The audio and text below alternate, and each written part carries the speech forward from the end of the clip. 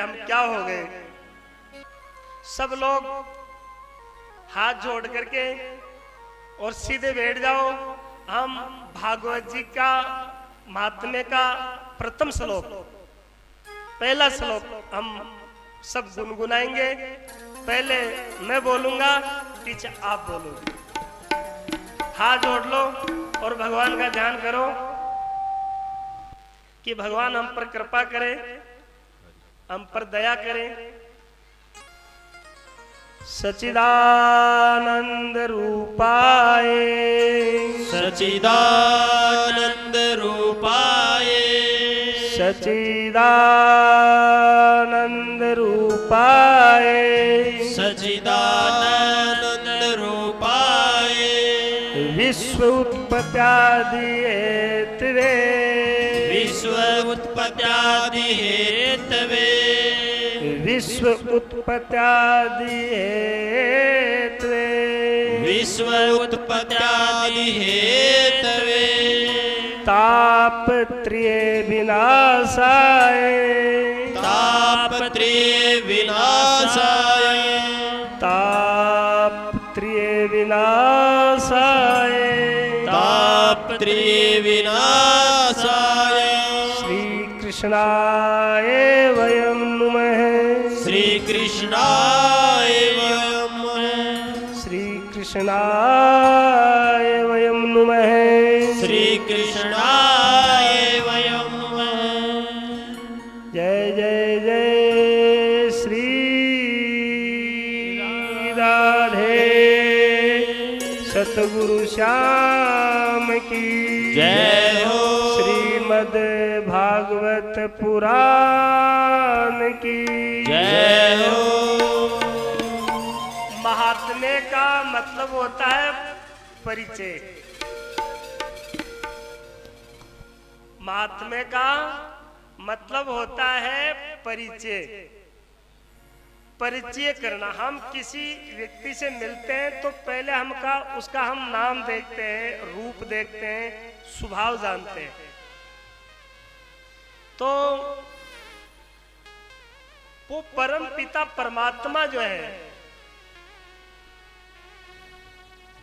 उसका स्वरूप कैसा है, तो बोले वो सत्य है।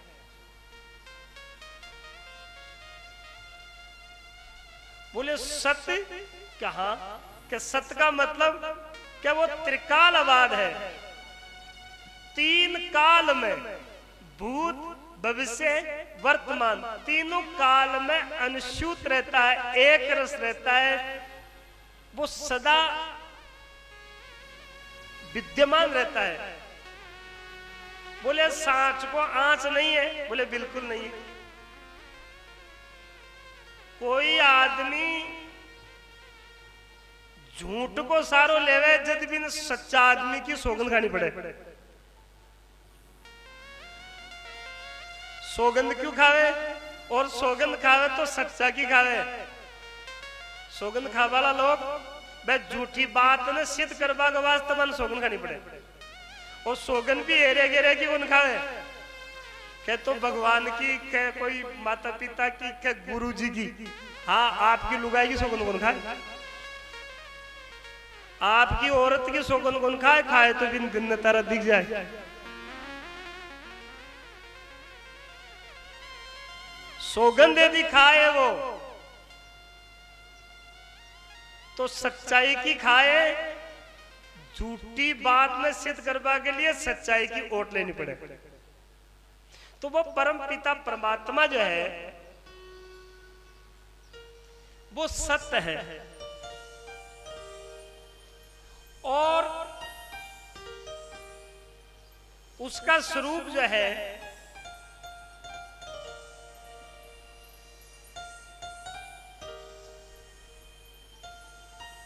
उसकी अनुभूति करने के लिए उग्रसेन महाराज बैठे हैं। पूरा यदुवंशियों का राज, पूरा तख्त और पूरा समाज जुड़ा हुआ है। और गादी पर उग्रसेन महाराज बैठे हुए हैं, भगवान कृष्ण भी विराजमान है। एक चित्रकार आया और उस चित्रकार ने कहा भगवान कृष्ण से कि प्रभु हमने इस चित्रकारी में बहुत बड़ी प्रसिद्धि पाई है। हम आज तक जो कुछ विचार किया है संकल्प मात्र से हमने चित्र बना दिए। आपकी आज्ञा हो तो एक चित्र मैं आपका बना लूं। भगवान ने कहा हम बैठे हैं भाई, बना ले। तो उसने लाइन बना ली। बोले मुझे आप एक सप्ताह का टाइम दे दो, मैं हूबहू चित्र बना के लाऊंगा। और चित्रकार गया, उसने बहुत सुंदर आकृति में चित्र तैयार किया। एक सप्ताह बाद में भगवान के यहाँ आया और फोटो ला करके पैकिंग ला करके देता है। बोले ये लो, मैंने हूबहू आपका चित्र बना दिया है। तो जब उस चित्र को खोला गया तो पता लगा कि भगवान में वो बिल्कुल ही चित्र मिलेगा नहीं। तो पूरी सभा ने कहा चित्रकार से, बोले तूने ये किसका चित्र बनाया है, ये चित्र तो सही नहीं। उसने भी स्वीकार किया, कहा ये कहीं ना कहीं त्रुटि, कहीं ना कहीं गलती है मेरे से हुई। मुझे और 7 दिन का टाइम दो, मैं अब की बार बढ़िया चित्र बना के लाऊंगा। फिर गया, फिर उसने पूरी कोशिश से चित्र तैयार किया, भगवान की फोटो तैयार करी। लेकिन वो जब भगवान को लाके देते हैं, सभा उसको खोल के देखती है तो चित्र मिलता ही नहीं, सूरत मिलती नहीं, वो मिलता ही नहीं। चित्रकार बड़ा उदास हो गया और हताश हो गया। चित्रकार ने कहा, बोले मैं मेरी जिंदगी में बहुत चित्र बनाए, बहुत फोटो बनाई, लेकिन ये फोटो में तो बार बार मैं, बोले मुझे और 7 दिन का टाइम दिया जाए। भगवान ने कहा आप जाओ। अब चित्रकार बड़ा उदास होकर के जा रहा, रास्ते में नारद जी मिले और नारद जी ने पूछा, बोले चिंतित क्यों हो, दुखी क्यों हो? बोले क्या बताऊं, मैं भगवान का चित्र बनाना चाहता हूं लेकिन वो मेरे से बैठता ही नहीं है। नारद जी ने कान में कोई बात कही और उस चित्रकार के समझ में आ गई। अब तो वो बाजार गया, सामान लिया और तैयार किया, पैकिंग की और उग्रसेन महाराज की दरबार में एकदम निडर होकर के, एकदम आनंद, बड़ा उत्कंठा से, बड़ी आनंद के साथ वो सभा में प्रवेश किया और भगवान से कहता है अब की बार मैं चित्र अपना बना के लाया हूं। भगवान का कोई बात नहीं, खोलो। और जब भगवान उसको खोल के देखा और उसमें देखा तो जो का त्यों ही चित्र था, जैसे भगवान थे वैसे का वैसा ही चित्र था। लेकिन अब की बार चित्र बना नहीं था, अब की बार फोटो नहीं थी, तो अब की बार कांच हो, शीशो हो। नारद जी बोला भगवान की फोटो कोई कौन बना सके, तू कांच ले जा। और भगवान शीशा में देखो तो जो को त्यों ही दिखो। ऐसे ही वो परमपिता परमात्मा, हम उसको बना नहीं सकते, वो त्रिकालाबाद है, उसको हम इस सत्संग रूपी शीशा में अनुभूत कर सकते हैं। ठीक है, अनुभूत कर सकते हैं। अनुभूति के लिए हमारे ऋषि मुनियों ने ये दर्पण रूपी शीशा बनाया। अच्छा, हम शीशा में देखेंगे ना तो दिखेगा उधर, और जिधर दिखेगा मान लो उसको हम पकड़ना चाहे तो पकड़ा नहीं। जिधर शीशा में दिखता है उधर हम यदि उसको पकड़ेंगे, भाई हम कांच में मुंह देखा और आपनो मुंह कांच में दिखे तो बिन पकड़ना चाहा तो पकड़ सका नहीं, पकड़ सका। इधर पकड़ेंगे तो उधर भी दिख जाएगा। ऐसे ही दिखता उधर है, पकड़ना इधर है, अर्थात दिखता सब जगह है, वो सब जगह व्यापक है। सत्य ज्ञान मनंत ब्रह्म, वो सब जगह व्यापक है, लेकिन वो बाहर उसकी ये जो लीला दिखती है उसमें मृग नाभि की तरह हमने होगा। मृग जैसे पहाड़ उस सुगंध को ढूंढता है लेकिन वो है मृग की नाभि में। ऐसे ही जिस आनंद को, जिस शांति को, जिस सुख को हम ढूंढते हैं वो दिखता बाहर है अंदर। तो वृत्ति को अप्रोक्स करना पड़ेगा, हमें शीशा में देखना पड़ेगा, सत्संग में देखना पड़ेगा, जिससे हमें पता लगेगा कि सत्यमेव जयते। तो परमात्मा का स्वरूप सत्य है। अच्छा, चित्त है, चित्त का मतलब ज्ञान स्वरूप है। और वो हमें बाहर वो ज्ञान स्वरूप कब दिखाई देगा? एक आदमी हो, कम दिख तो डॉक्टर के पास गए और डॉक्टर ने बोले डॉक्टर साहब मन दिखे कम है, थोड़ो मारे आंख चेक कर दो। तो कुर्सी पर बिठायो, डॉक्टर चश्मो चढ़ायो और भी में शीशो डालियो। जैसे ही शीशा डाला डॉक्टर ने कहा आगे कुछ अक्षर है पढ़ो। बोले डॉक्टर साहब दिखता नहीं है। दूसरा शीशा डाला, बोले आगे देखो कुछ पढ़ो। बोले साफ नहीं दिखता है। फिर तीसरा शीशा डाला, बोले अब कहाँ, अब थोड़ा साफ दिखता है। चौथा शीशा डाला, बोले अब कहाँ, अब काफी हद तक ठीक दिखता है। पांचवा शीशा डाला, बोले हाँ अब बिल्कुल साफ दिखता है। डॉक्टर ने नंबर नोट कर लिए और बोले ये फीस जमा करा दो, परसों चश्मा ले जाना, अब आपको साफ दिखेगी। एक आदमी बहुत देर से बैठो भी डॉक्टर ने क्यों डॉक्टर साहब मने भी दिखाओ ने। बोले तू भी बैठ, कुर्सी पर बैठो, चश्मो चढ़ायो। प्रक्रिया सबकी डॉक्टर आई करे, चश्मो चढ़ावे, शीशो डाले। बोले अब देख आगे कोई अक्षर है उसको पढ़ो। बोले दिखता नहीं है। दूसरो शीशो डालो, बोले अब क्या वही बात है। तीसरो डालो, बोले अब क्या वही बात है। चौथो डालो, पांचों डालो, छठो डालो, आखिरी डालो, आठों। बोले अब क्या मारे तो बाकी बाई बात है। डॉक्टर बोले दिखे कौन काई, के काई भी कौन दिखे। डॉक्टर बोले तू पढ़ेड़ो भी है कोने, तू पढ़े लिखो भी है कोनी। जब वो पेशेंट बोलियो कि डॉक्टर साहब मैं पढ़ेड़ो ही होतो तो थाकर काटा तो मैं तो ये सुनियो डॉक्टर चश्मो लगा लगा और पढ़ावे। डॉक्टर माथो पकड़ बोलियो रे मैं पढ़ाऊं जरूर हूं चश्मा से हूं, पर माए पढ़ाई पढ़ेड़ो है ने भी नहीं पढ़ाया करूं।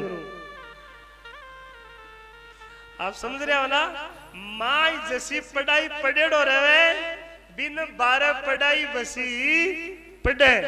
अर्थात जैसी भावना परमात्मा के प्रति, गुरु के प्रति, संत के प्रति, धर्म के प्रति, माता पिता के प्रति अपनी जैसी भावना अंदर में है 12 बसी ही आपने दिखेली।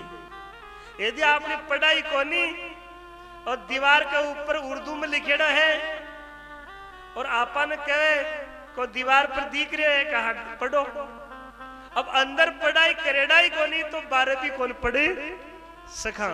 ऐसे ही हम अंदर में कैसी हमारी पढ़ाई है, कैसी हमारा भाव है, कैसा हमारा विचार है, वैसा ही हमें बाहर प्रकट होगा।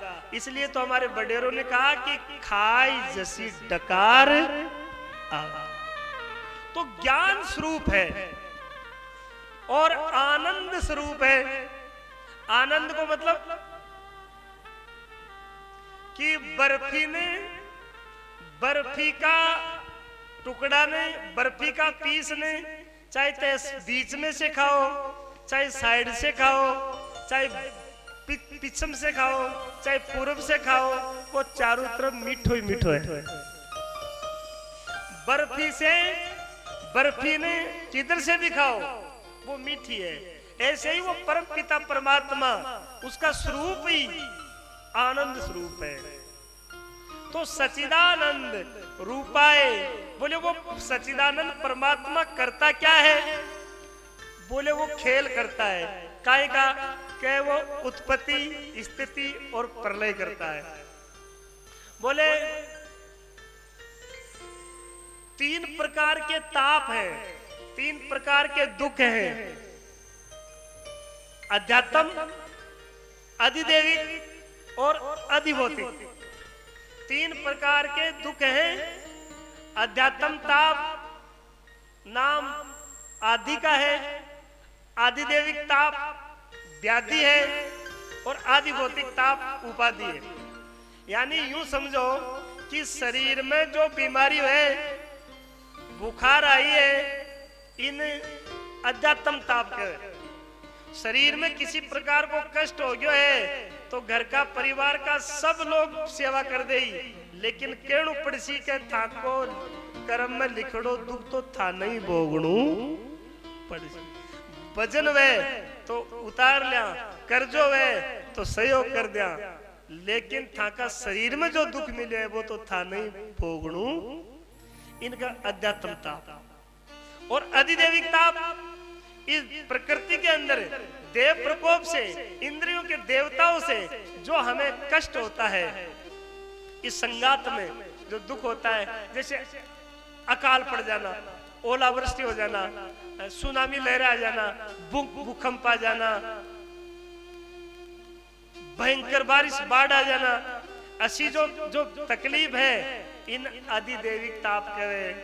और अधिभौतिक भूत प्राणियों से देहादि संगात में किसी प्रकार का दुख होना, जैसे कुत्ता काट लेवे, सरप डस लेवे, जैसे चोरी हो जाए, जैसे अपने दुश्मन मर्डर कर दे, जैसे किसी के घर में कलह हो जाए, कोई व्यापार में घाटा लग जाए, कोई पुलिस केस लग जाए, कोई का घर में आग लग जाए, कोई का घर में भूत आवा लग जाए, कोई का घर में और कोई फेताल ग्रह प्रकोप हो जाए, इन अधिभौतिक ताप है। इन अधिभूत ताप के। और इन तीनों तापों की निवृत्ति भगवान की कथा से होती है। कोई गांव में लाए लागी तो बुझावा के लिए अग्निशमन की मोटर मंगवाओ। अग्निशमन की मोटर यानी दमकल आवे और दमकल आकर के आग पर काबू करे।